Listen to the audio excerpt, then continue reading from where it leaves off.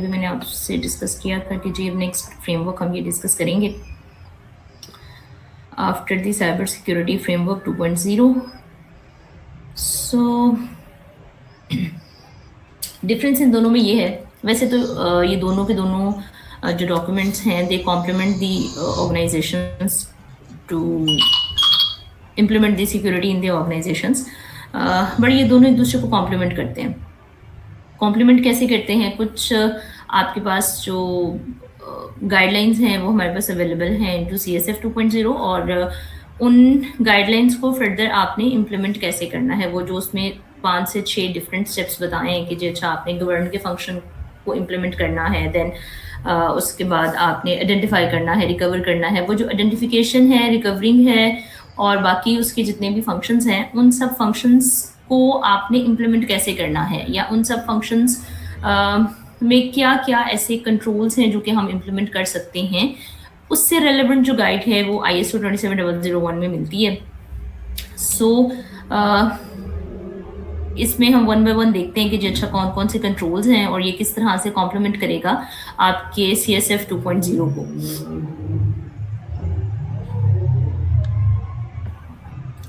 Mostly ISO 27001 को ही use किया जाता है सर्टिफाई करने के लिए ऑर्गेनाइजेशन को कि वो सिक्योरिटी मेजर्स इम्प्लीमेंट कर रहे हैं या नहीं कर रहे, या फिर वो सिक्योर ऑर्गेनाइजेशंस हैं या फिर नहीं है।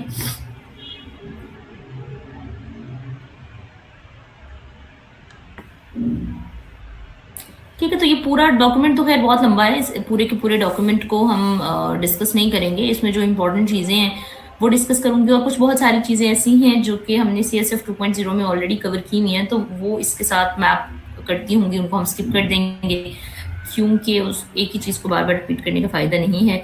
तो इसमें आ रहे हैं इन कंटेंट्स के अंदर कॉन्टेक्स्ट ऑफ ऑर्गेनाइजेशन से स्टार्ट होता है, फिर उसके बाद लीडरशिप पे आते हैं, प्लानिंग पे आते हैं, स्पोर्ट पे आते हैं, एंड देन एनेक्स में जाके आपके पास सारे के सारे कंट्रोल्स अवेलेबल होते हैं रेलेवेंट टू द डिफरेंट। अच्छा जी, ये मोहम्मद तलाल अफजल का मेरे पास आ रहा है request to join. Who is Mohammad Talal Afzal?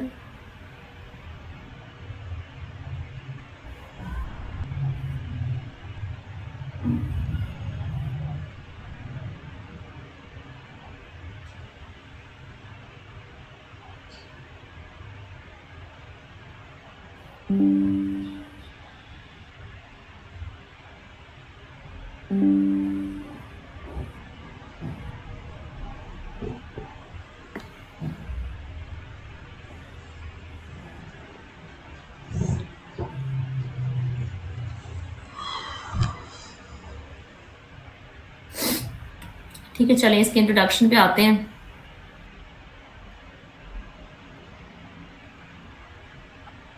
ठीक है, जैसे अभी मैंने आपको बताया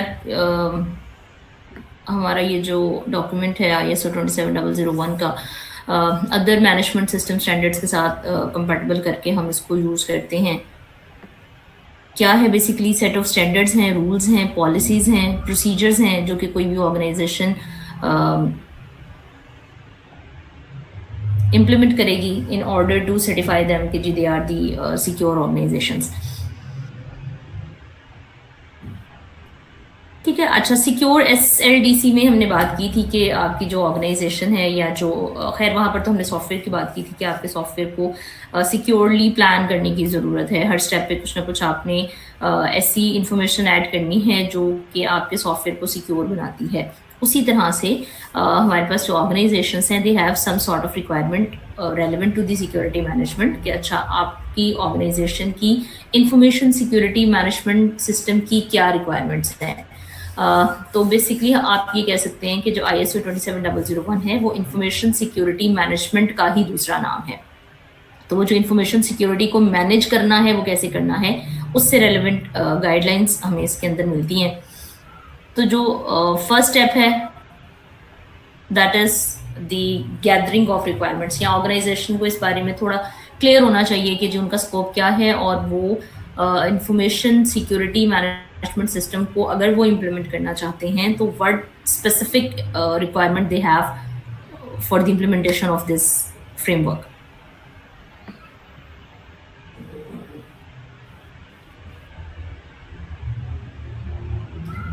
ठीक है जी, क्योंकि ये ऐसा नहीं है कि आपने एक दफ़ा एक चीज़ इंप्लीमेंट किया और बस आपने इंप्लीमेंट कर दिया। ठीक है, इट्स अ कंटिन्यूस प्रोसेस कि आप रिक्वायरमेंट गैदर करेंगे, इस्टेब्लिश करेंगे, इम्प्लीमेंट करेंगे। इम्प्लीमेंटेशन के बाद फिर उसकी कंटिन्यूस मॉनिटरिंग होगी, मेंटेनेंस होगी और कंटिन्यूस इम्प्रूवमेंट होगी। तो उस कॉन्टेक्स्ट के अंदर स्कोप डिफाइन किया जाता है। टर्म्स एंड कंडीशंस क्या है, तो खैर इसको यहाँ पर डिस्कस करने की ज़रूरत नहीं है हमें।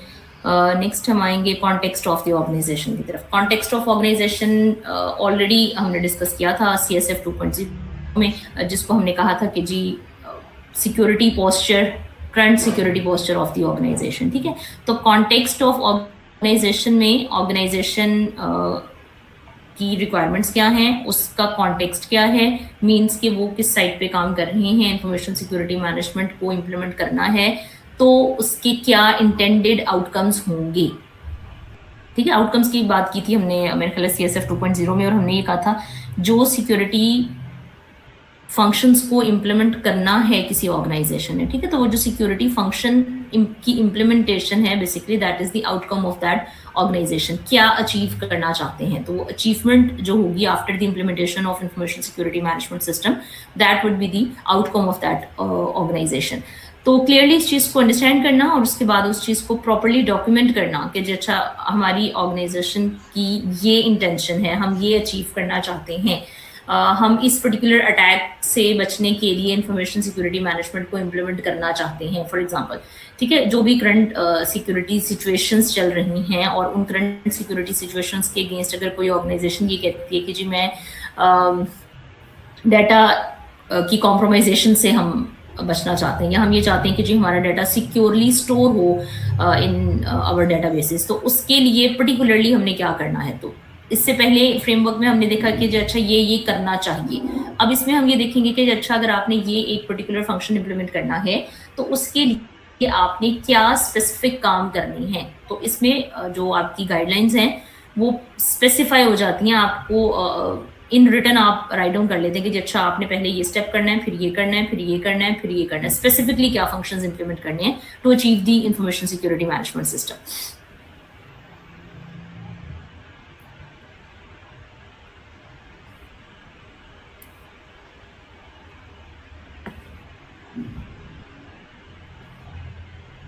ठीक है, next one is understanding the needs and expectation of interested parties. Now who are the interested parties?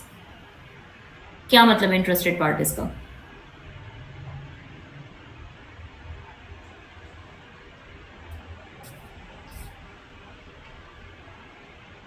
Yes, any one of you? Who are the interested parties?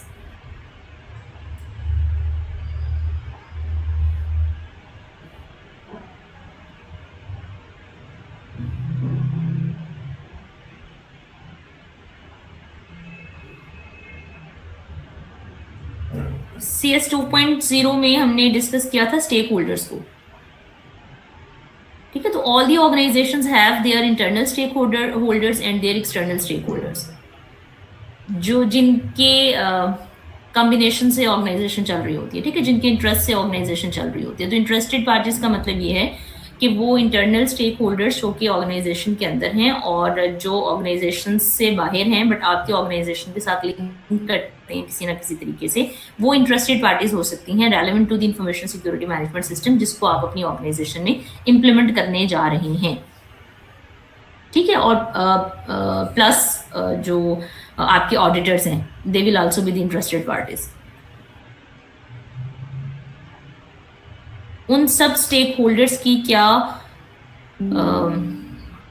Requirements हैं, जिन रिक्वायरमेंट्स को आपने एड्रेस करना है ISMS को implement करने के लिए। ठीक है, इंफॉर्मेशन सिक्योरिटी मैनेजमेंट सिस्टम को इम्प्लीमेंट करने के लिए। देन उसके बाद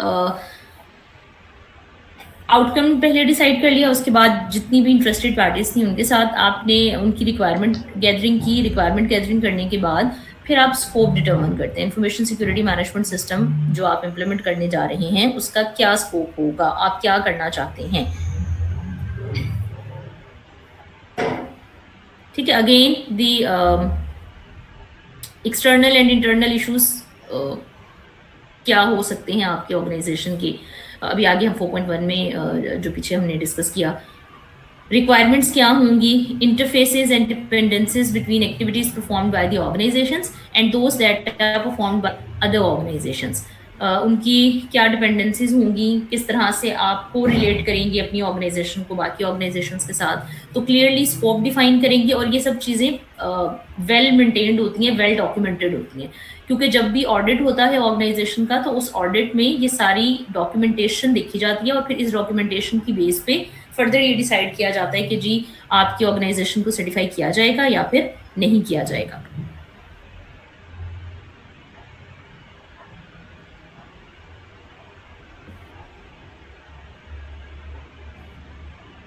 ठीक है, देन लीडरशिप एंड कमिटमेंट बहुत इंपॉर्टेंट है किसी भी ऑर्गेनाइजेशन में आईएसएमएस को इम्प्लीमेंट करने के लिए।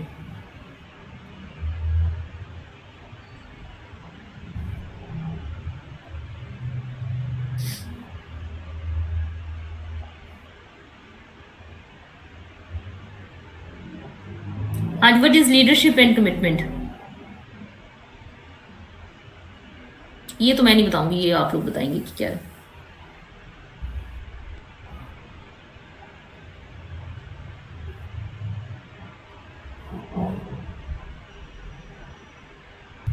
टू दी ऑर्गेनाइजेशन और जितने भी उसमें लोग इन्वॉल्व हैं उन सबको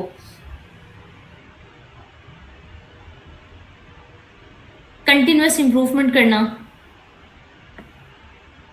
ताकि जो प्रोसेस एक चल रहा है वो कंटिन्यू रहे।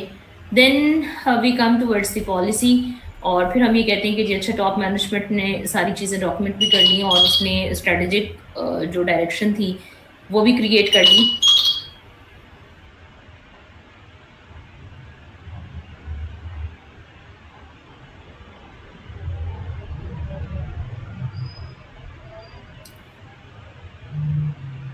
ठीक है, उसके बाद फिर हम ये कहते हैं कि जी अच्छा अब आपकी जो ऑर्गेनाइजेशन है दे विल मैनेज और they will establish the information security policy, और वो जो पॉलिसी वो डिफाइन करेंगे उस पॉलिसी में क्या क्या होना चाहिए या वो पॉलिसी किस तरह से बनेगी।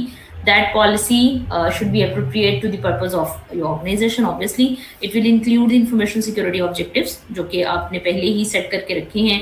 Commitment to satisfy applicable requirement related to the information security, commitment to continual improvement of the ISMS, available as documented information and be communicated within the organization। ये दो चीज़ें बहुत इंपॉर्टेंट है। ऐसा नहीं है कि जो आपने पॉलिसीज बना ली हैं और बस आपने उसको इम्प्लीमेंट कर दिया, उसकी डॉक्यूमेंटेशन बहुत इंपॉर्टेंट है, उसके साथ साथ उसकी वेल कम्युनिकेशन बहुत इंपॉर्टेंट है विद द ऑर्गेनाइजेशन। ठीक है, और जितनी भी इंटरेस्टेड पार्टीज हैं एज अप्रोप्रिएट उनके लिए ऑलवेज अवेलेबल हो, जिसको चाहिए वो पॉलिसीज देख सकता है कि आपके ऑर्गेनाइजेशन में क्या पॉलिसीज बनी हैं। ठीक है, उसके बाद पॉलिसीज क्रिएट करने के बाद फिर रोल्स रिस्पॉन्सिबिलिटीज एंड अथॉरिटीज वाला काम करते हैं, जो पहले हमने SF 2.0 में देखा था। उसमें हमने कहा था कि जी roles and responsibilities organisational context में बनती हैं। ऑब्वियसली ऑर्गेनाइजेशनल कॉन्टेक्स्ट ही फिलहाल अभी चल रहा है और उस ऑर्गेनाइजेशन में जो हमारे पास नेक्स्ट ऑप्शन आती है organisational roles responsibilities and authorities.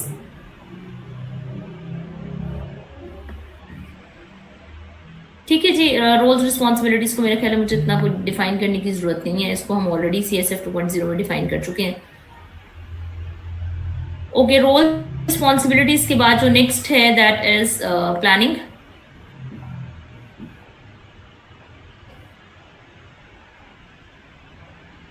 ठीक है जी, actions to address risks and opportunities.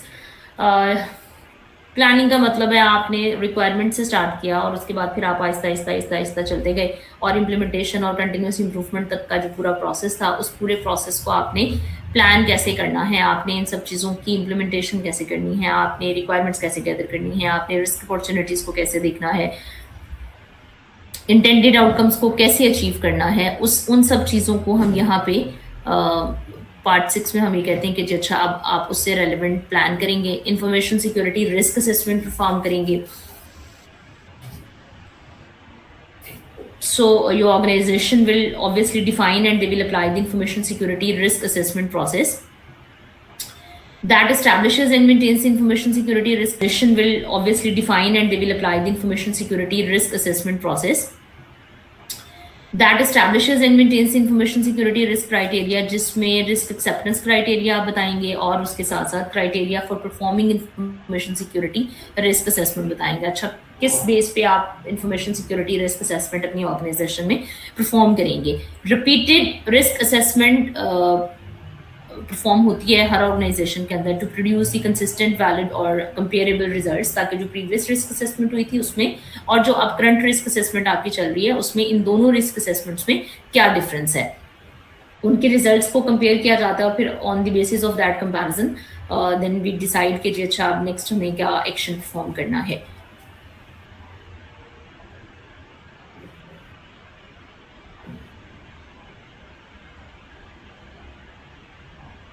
ठीक है जी. It identifies the information security risk what apply the information security risk assessment process, वो आइडेंटिफाई कर सके रिस्क को जो कि एसोसिएटेड है with the loss of your CIA triads, confidentiality, integrity and availability for information within the scope of the information security management system.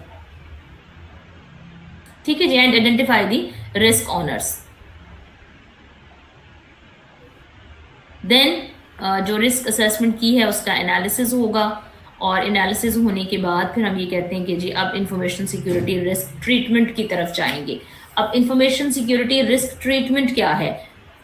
Treatment का मतलब ये है कि जी आप appropriate information security risk treatment option, या इसको हम बहुत सिंपल टर्म्स में कहते हैं कि आपने कंट्रोल को इम्प्लीमेंट करना है. Now what is control? Control का मतलब है कि आपके पास स्पेसिफिक एक्शंस हैं. Controls means actions. ठीक है, आपने ये आपके पास ये एक पर्टिकुलर रिस्क है, इस रिस्क को आपने कैसे मिटिगेट करना है. तो जो मिटिगेशन का प्रोसेस होगा उस मिटिगेशन प्रोसेस में आपने एग्जैक्टली क्या स्टेप्स फॉलो करने हैं, क्या एक्शंस परफॉर्म करने हैं, उन एक्शंस को बेसिकली हम कंट्रोल्स कहते हैं. ठीक है, आगे एनेक्स ए में डिटेल में सारे जितने भी कंट्रोल्स इंप्लीमेंट हो सकते हैं relevant to the different fields और relevant to the different outcomes of the organisation, उसकी बेस पे बहुत सारे कंट्रोल्स हैं जिसको इम्प्लीमेंट किया जाता है. अभी हम देखते हैं वन बाय वन के कौन कौन से कंट्रोल्स हैं जिनको हम इम्प्लीमेंट कर सकते हैं, और उसके बाद फिर मैं एक डॉक्यूमेंट आपके साथ शेयर करूंगी जिसको आप लोगों ने जिसके अगेंस्ट आपने कंट्रोल्स फाइंड आउट करने होंगे कि अच्छा इस पर्टिकुलर एक 1 लाइन सिनेरियो है या 2 लाइन सिनेरियो है, इस पे कौन सा कंट्रोल इम्प्लीमेंट हो सकता है.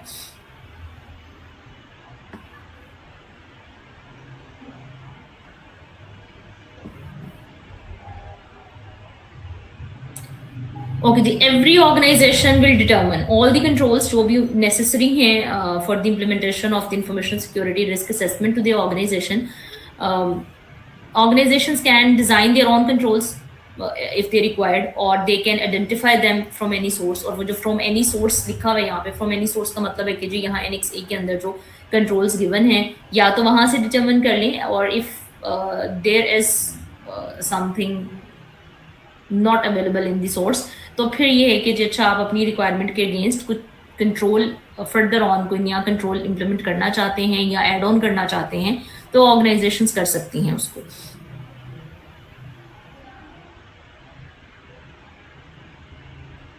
ठीक है, कंट्रोल डिफाइन करने के बाद देन जो लास्ट वन है उसमें हम ये कहते हैं कि जो produce a statement of applicability that contains necessary controls.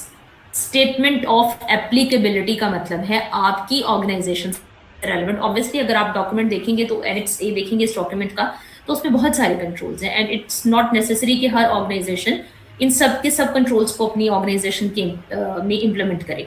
Applicability का मतलब है स्टेटमेंट ऑफ एप्लीकेबिलिटी का मतलब है कि जी आपकी ऑर्गेनाइजेशन ने स्टेटमेंट प्रोड्यूस करनी है which is linked to the your own organisation. उसकी अपनी जो आपकी ऑर्गेनाइजेशन की जो रिक्वायरमेंट्स हैं वो उसके साथ लिंक करेगी और उस के अगेंस्ट आप बताएंगे कि जी अच्छा ये कंट्रोल्स क्यों एप्लीकेबल हैं आपकी ऑर्गेनाइजेशन के अंदर और आप इसको क्यों यूज़ कर रहे हैं. सो दिस इज ये जो आपके पास प्रोड्यूस ऑफ स्टेटमेंट है ये बेसिकली वाई को आंसर करती है. अच्छा अगर आपने ये चीज़ें या ये कंट्रोल आपने चूज़ किए हैं अपनी ऑर्गेनाइजेशन के लिए, why you are using these controls into your organisation. तो वाई का जो आंसर करना है उसके लिए ये स्टेटमेंट इम्पॉर्टेंट है, जिसको डॉक्यूमेंट भी किया जाता है और at the time of order जिसको प्रेजेंट भी किया जाता है। तो मोस्टली जो आपके पास सिक्योरिटी ऑडिटर्स होते हैं, वो सिक्योरिटी ऑडिटर्स इसी फ्रेमवर्क को या जो भी फ्रेमवर्क ऑर्गेनाइजेशन इम्प्लीमेंट कर रही है अपनी ऑर्गेनाइजेशन के अंदर,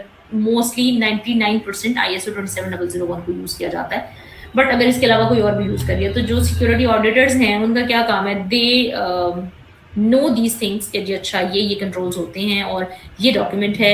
अगर आपने जाना है तो आपने क्या क्या डॉक्यूमेंट्स उनके चेक करने हैं। तो जो वेल रिटन डॉक्यूमेंट ऊपर लिखा हुआ है, इसका मतलब है कि जो ऑर्गेनाइजेशन के कॉन्टेक्स्ट से लेकर उसका स्कोप, उसकी रिक्वायरमेंट्स, उसकी जितनी भी सिक्योरिटी रिक्वायरमेंट्स हैं, वो लूप होल्स, उसकी रिस्क असेसमेंट, उसके बाद उस रिस्क असेसमेंट के अगेंस्ट उन्होंने क्या कंट्रोल्स इंप्लीमेंट किए हैं, जो भी नेसेसरी कंट्रोल्स बनते हैं उसके अगेंस्ट, ठीक। कौन कौन से इंपॉर्टेंट और नेसेसरी कंट्रोल्स थे जो कि उन्होंने इम्प्लीमेंट किए हैं और क्यों इम्प्लीमेंट किए हैं। तो ये सारी की सारी चीज़ें वेल डॉक्यूमेंटेड होती हैं और उन्हीं डॉक्यूमेंट्स की बेस पे ऑडिट्स परफॉर्म किए जाते हैं।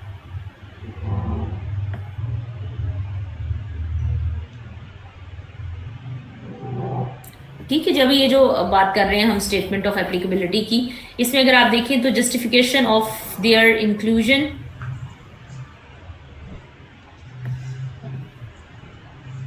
ठीक है, आप क्यों उसको इंक्लूड कर रहे हैं इन कंट्रोल्स को अपनी ऑर्गेनाइजेशन के लिए, उसकी जस्टिफिकेशन मांगी जाती है। Whether the necessary controls are implemented और नॉट, जो आपने मेंशन किए हैं डॉक्यूमेंट में, क्या वो मेंशन्ड कंट्रोल्स इम्प्लीमेंटेड हैं या फिर नहीं है। इसका मतलब है क्या वो स्टेप ऑफ एक्शंस आपने परफॉर्म किए हैं आपके ऑर्गेनाइजेशन में या फिर परफॉर्म नहीं हुए हैं। इट मीन्स कि जो एक्शंस परफॉर्म होंगे उसका भी प्रूफ आपकी ऑर्गेनाइजेशन अपने पास रखेगी, तो उसका ऑडिट हो सकेगा। The justification for excluding any of the annex A control, तो एनेक्स ए के अंदर जो बाकी डिफरेंट कंट्रोल्स गिवन हैं उनमें से जो एक्सक्लूडिंग का मतलब है कि अच्छा ये कंट्रोल्स आप इंप्लीमेंट नहीं कर रहे हैं अपनी ऑर्गेनाइजेशन के अंदर, तो आप क्यों उसको इंप्लीमेंट नहीं कर रहे या आपने क्यों उसको एक्सक्लूड किया है। तो उसको आप लिंक करेंगे ऑर्गेनाइजेशन की रिक्वायरमेंट्स के साथ और उसके ISMS के करंट पोस्चर के साथ, और आप कहेंगे कि जी अच्छा ये तो इम्प्लीमेंट ही नहीं हो सकता क्योंकि हमारी ये रिक्वायरमेंट्स थी, तो उसकी जस्टिफिकेशन वहाँ पे प्रोवाइड की जाती है। ठीक है, उसके बाद इंफॉर्मेशन सिक्योरिटी रिस्क असेसमेंट का जो प्लान है, ट्रीटमेंट प्लान है, वो फॉर्मुलेट किया जाता है, फॉर्मली प्लान को राइट डाउन किया जाता है, अप्रूवल लिया जाता है रिस्क ऑनर से कि ISM ट्रीटमेंट प्लान के अगेंस्ट उसका एक्सेप्टेंस गेट करते हैं और फिर उसके बाद उसकी इम्प्लीमेंटेशन की तरफ जाते हैं। ठीक है,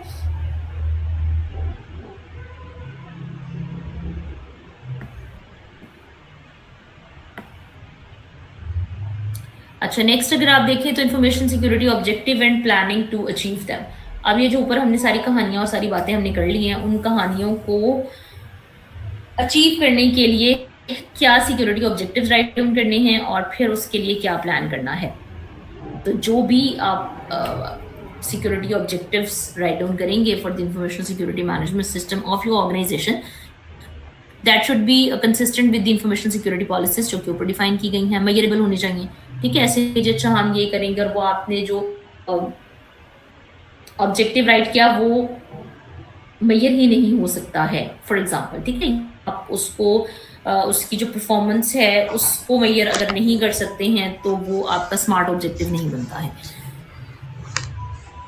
be monitored, be communicated, be updated as appropriate, be available as documented information, applicable ISM requirements के अगेंस्ट होना चाहिए और उसका जो रिजल्ट है वो भी रिस्क असेसमेंट या रिस्क ट्रीटमेंट के अगेंस्ट आप उसको अचीव कर सकें।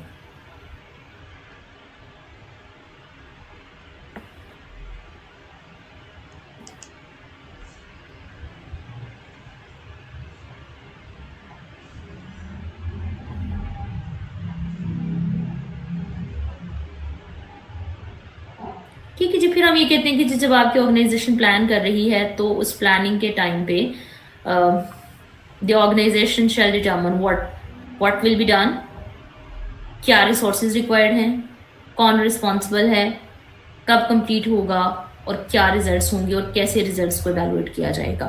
ये 4 से 5 चीज़ें इंपॉर्टेंट हैं जो कि ऑब्जेक्टिव जब आप डिफाइन करते हैं अपनी ऑर्गेनाइजेशन के सिक्योरिटी ऑब्जेक्टिव्स, तो उस टाइम पे इन क्वेश्चंस के अगेंस्ट सिक्योरिटी ऑब्जेक्टिव्स को डिफाइन किया जाता है।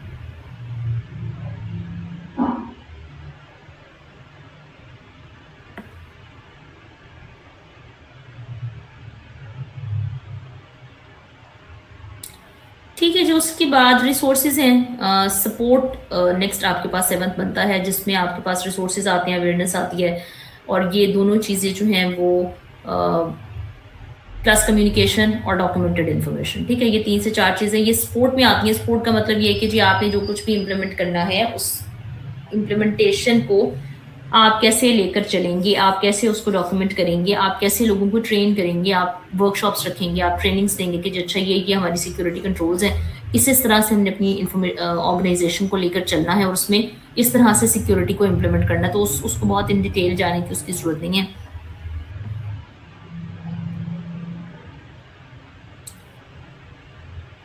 ठीक है, उसके बाद जो इम्पोर्टेंट है डाटा सिक्योरिटी रिस्क असेसमेंट, वो रिस्क मैनेजमेंट फ्रेमवर्क में डिस्कस करेंगे कि जी आपके पास क्या सिक्योरिटी या रिस्क मैनेजमेंट आप किस तरह से कर सकते हैं। ठीक है, देन उसके बाद आपके पास परफॉर्मेंस इवैल्यूएशन है, monitoring, measurement, analysis and evaluation. अच्छा, जब सब कुछ आपने इम्प्लीमेंट कर लिया है तो उसके बाद obviously you have to evaluate your organisations ISM जो कि आपने किए हैं। तो इवैल्यूएशन के लिए हु विल डू दिस, ठीक है, what needs to be monitored, क्या मॉनिटर करना है, कौन से कंट्रोल्स हैं, क्या प्रोसेसेस हैं, कौन करेगा, कब करनी है मॉनिटरिंग, कौन करेगा मॉनिटरिंग, क्या रिजल्ट्स होंगे, क्या एनालिसिस होगा, क्या इवैल्यूएशन होगा। ये सारी चीज़ें हम परफॉर्मेंस इवैल्यूएशन के अंदर देखते हैं, जो कि इसका 9th स्टेप बनता है। और उसके बाद 9th रिजल्ट में जो परफॉर्मेंस इवैल्यूएशन है, इसी के अंदर पहले इंटरनल ऑडिट होता है, जिसमें आपकी ही ऑर्गेनाइजेशन के जो इंटरनल ऑडिटर्स हैं वो ऑडिट करते हैं उन सब डॉक्यूमेंट्स को जो कि अवेलेबल हैं, और फिर उन डॉक्यूमेंट्स की इम्प्लीमेंटेशन क्या हुई है। ठीक है जी, इंटरनल ऑडिट के बाद मैनेजमेंट उसको रिव्यू करती है, जो भी रिपोर्ट इंटरनल ऑडिटर्स बनाकर देते हैं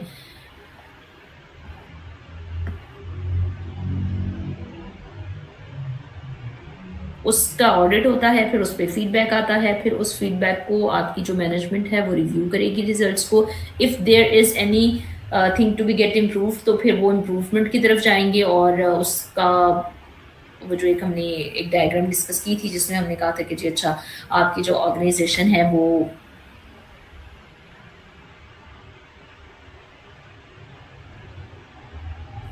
लास्ट वन जो स्टेज है जिसमें इम्प्रूवमेंट की हम बात करते हैं, आपके जो सिक्योरिटी ऑडिटर्स हैं वो फाइंड आउट करते हैं लूप होल्स, और फिर उन लूप होल्स को फर्दर ऑन उस पर रिस्क असेसमेंट की जाती है, फिर वो मैनेजर्स के पास आता है, वो उसकी अप्रूवल के लिए फिर फर्दर ऑन आगे जो आपके CISO होते हैं उनके साथ डिस्कस करते हैं, वहाँ से अप्रूवल आता है, और फिर उसमें करेक्टिव मेजर्स इम्प्लीमेंट किए जाते हैं। ठीक है जी, okay. So this is annex A, जो कि आपके पास ISM कंट्रोल्स बनता है, इंफॉर्मेशन सिक्योरिटी कंट्रोल्स। यहाँ से अगर आप देखना शुरू करें तो कंट्रोल्स बहुत सारे हैं इसके अंदर। ठीक है, तो जो फर्स्ट वन है टेबल Annex 1, उसमें अगर आप, इससे पहले भी बहुत सारे थे, ठीक है, लेकिन जो ISM से रिलेवेंट कंट्रोल्स हैं हम सिर्फ उसकी बात करेंगे। नंबर 5 पे देखें तो ऑर्गेनाइजेशनल कंट्रोल आता है। ऑर्गेनाइजेशनल कंट्रोल के अंदर आपके पास जो फर्स्ट कंट्रोल है that is policies for information security.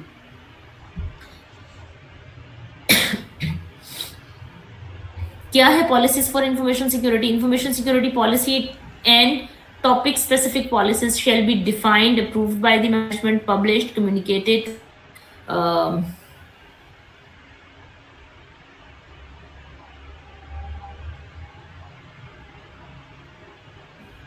ठीक है जी, पब्लिश्ड, और उसके बाद उसको प्रॉपर्ली कम्युनिकेट करना, एक्नॉलेज करना बाय द रेलिवेंट पर्सनल्स, जो भी उसके इंटरेस्टेड पार्ट उनके साथ उसको रिव्यू करना, लेवल्स के साथ चेंजेस रिक्वायर्ड हैं तो फिर करना। This is the control. इसका मतलब ये है कि अच्छा पॉलिसीज फॉर इंफॉर्मेशन सिक्योरिटी के अगेंस्ट आपने क्या क्या स्पेसिफिक एक्शंस लेनी है। तो यहाँ पर आपको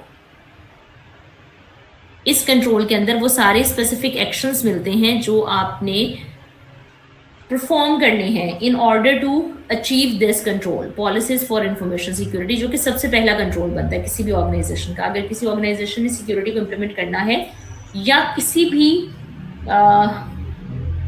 टॉपिक को इम्प्लीमेंट करना है, किसी भी चीज़ को इम्प्लीमेंट करना है, तो ऑब्वियसली उससे रेलिवेंट पॉलिसीज क्रिएट की जाती हैं। उनमें आपने स्पेसिफिकली क्या क्या करना है वो इस कंट्रोल में गिवन है, ठीक है जी। उसके बाद सिक्योरिटी रोल्स एंड रिस्पॉन्सिबिलिटीज में स्पेसिफिकली आप बताएंगे कि जी जो रोल्स एंड रिस्पॉन्सिबिलिटीज उनको डिफाइन करेंगे, एलोकेट करेंगे according to the needs of your organisation. Management responsibilities, contact with authorities, बहुत सारे हैं, इसको वन बाय वन आप लोग इसको देख लीजिएगा।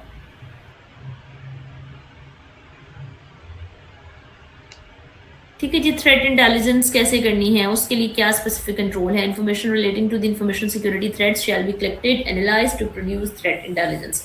क्या आपने थ्रेट इंटेलिजेंस का कंट्रोल इंप्लीमेंट किया हुआ है या नहीं किया हुआ?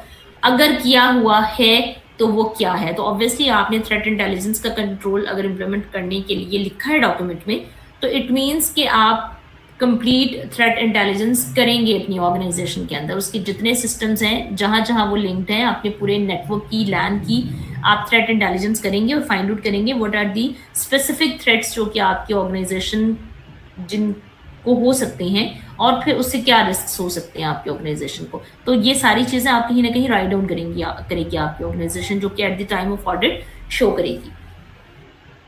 ठीक है। प्रोजेक्ट मैनेजमेंट अगर आप कर रहे हैं तो क्या वहां पर आपने इंफॉर्मेशन सिक्योरिटी को इम्प्लीमेंट किया हुआ है या नहीं किया हुआ? ठीक है। आप सिक्योर एसडीएलसी इम्प्लीमेंट कर रहे हैं या फिर नहीं कर रहे हैं। Inventory of information and other associated assets, आपके ऑर्गेनाइजेशन में जितने एसेट्स हैं क्या उनकी इन्वेंट्री गिवन है? अगर गिवन है तो उनके साथ एसोसिएटेड सीआईए ट्रायड्स के अगेंस्ट थ्रेट मेंशन किया हुआ है, प्रायोरिटी दी हुई है, क्लासिफाई किया हुआ है अपने एसेट्स को।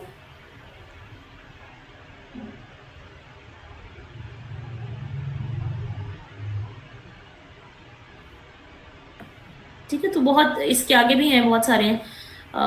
कुछ आज की क्लास में डिस्कस हुए हैं, कुछ नेक्स्ट क्लास में डिस्कस करेंगे, और फिर कुछ आपको दूंगी, आप खुद से उसको रीड आउट कर लीजिएगा, और रीड आउट करने के बाद फिर उसके प्रैक्टिस क्वेश्चंस के साथ उसको मैप कर लीजिएगा।